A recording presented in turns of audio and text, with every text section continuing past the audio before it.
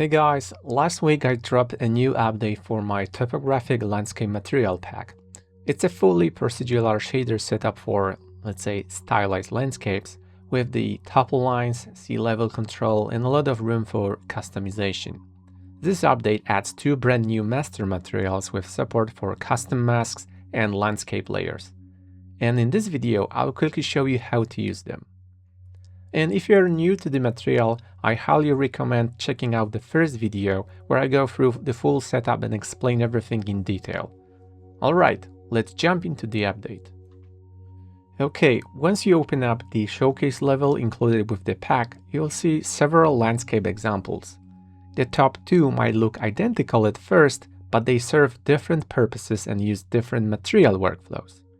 Well, you see, the previous shaders were designed as a solid starting point for building procedural materials from scratch, like you could pick color gradients from the base to the bottom, enable topographic lines and so on.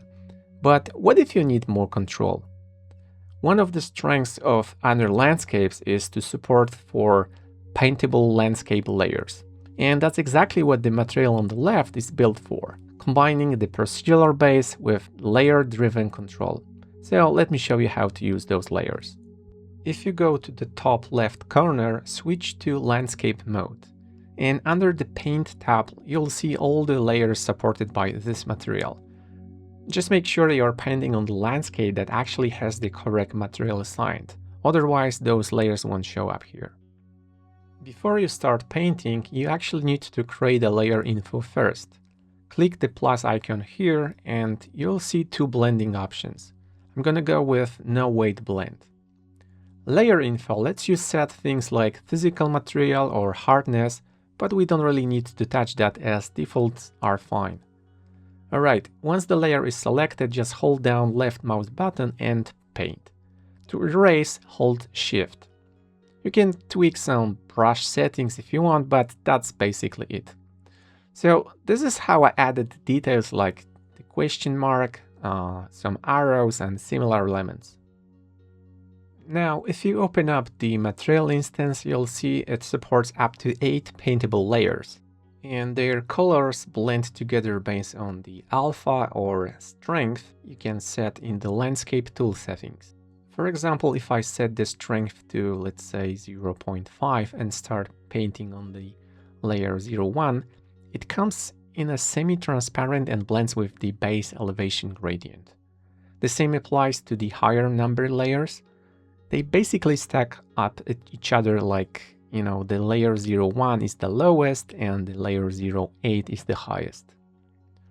I also added this height gradient intensity parameter that lets you multiply the painted layers by the elevation gradient. That kinda helps everything blend more naturally, but if you want your painted colors to stay completely untouched, just set it to 0.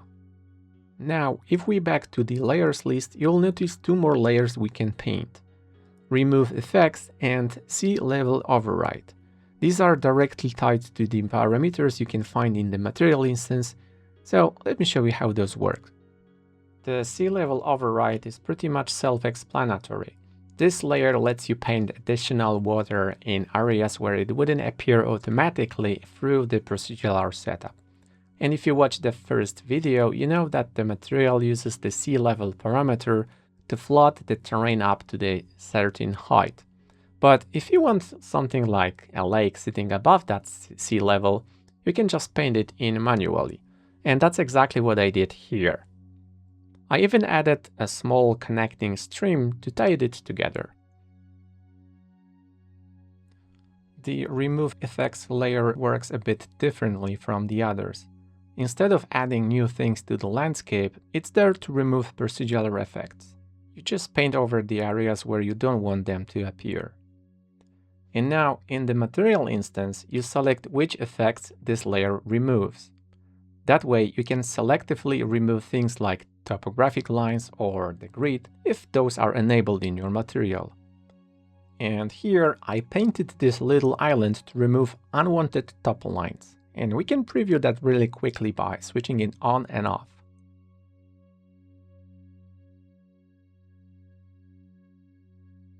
Alright, just a couple more tips I found recently when painting. First, you can clear a layer completely by right-clicking on it and selecting Clear. It saves a lot of time from manually erasing the mask. And secondly, you can actually preview what's already been painted on your layers, and this is one of these really handy hidden Unreal features.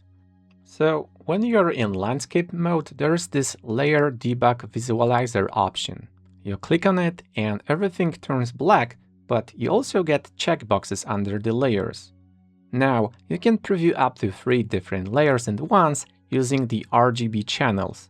Yeah, that makes it super easy to see how they blend. Anyway, let's move on and check out what the other material does. Okay, so let's take a look at the difference between these two materials.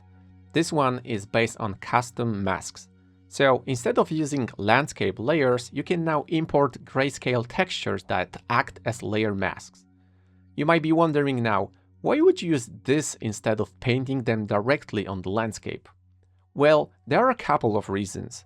First, let's say you are working on a landscape that has already some topographic data, which sometimes it's called splat maps. You know, like snow coverage, river, stream layouts, or mountain paths that's baked or generated in another tool. In that case, you can reuse the same textures here. Here is a good example. This is a landscape I grabbed from Fab, and the shader comes with a splat map. It's basically an RGBA packed layer mask. So what I did is I took that texture and plugged it in straight into my material. And just like in the layered version, I can now assign different colors that correspond to each layer in the mask. So here I can import 2 RGB textures, which gives us up to 6 usable layers for the landscapes. Like if I wanted to change the colors to something like green or dark green, whatever, I can do it just like that. And of course, all the procedural effects still blend on top just like we had before, so you can actually build a proper landscape material.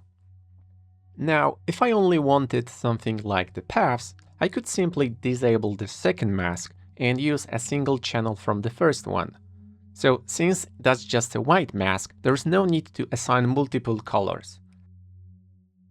And once I disable that, you see that I only have those colors that I need.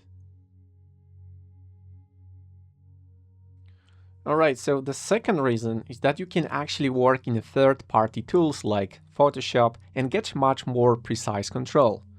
You also get access to tools that Unreal doesn't offer, things like, you know, blur or some other more advanced image filters. Sometimes it's just more convenient to work with pixels than landscape layers. For example, imagine adding texts or labels directly onto your landscapes. And doing that with default brushes would be pretty painful. You'd probably need a tablet or ended up importing custom alpha masks anyway. So yeah, I think it's really useful to have this option. And finally, you can reuse work from another landscape. There's no direct way to transfer painted layer data between landscapes when the layer names don't match. But you can export those layers as separate files and reuse them as custom masks, just like in the first example. That's exactly what I did with this landscape. I'm gonna quickly show you how to do that.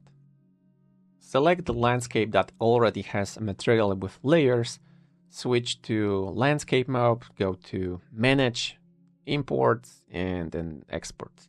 Yeah, I know. You'll see a list of all available layers you can export. And I know I only need the first 2, so I select them.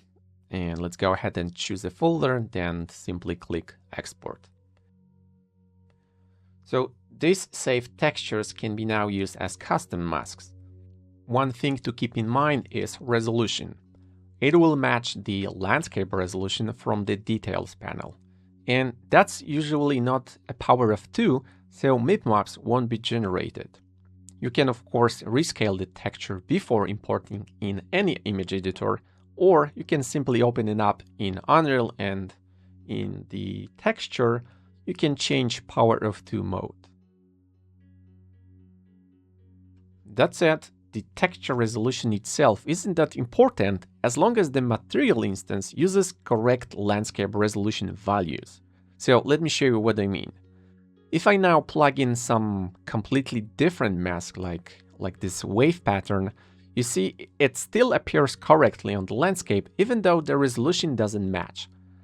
Now, in the material instance, under the setup section, you'll find the resolution X and resolution Y, and these need to match the landscape resolution exactly. Otherwise, the mask will be scaled incorrectly. So yeah, you just need to copy the same values over. And of course, if you've been on this channel for a while now, you know I'm a bit lazy and I try to optimize such boring steps. So what I did is I updated my blueprint widget to calculate the landscape resolution, and if a material is already loaded, it also sets those parameters for you automatically. I also added this small button here. It's like a shortcut, you know, to the tutorial in case you ever got lost with this material. Okay guys, that's it for this update video. If you liked the material, it's available on Fab. So thanks for watching and see you next time.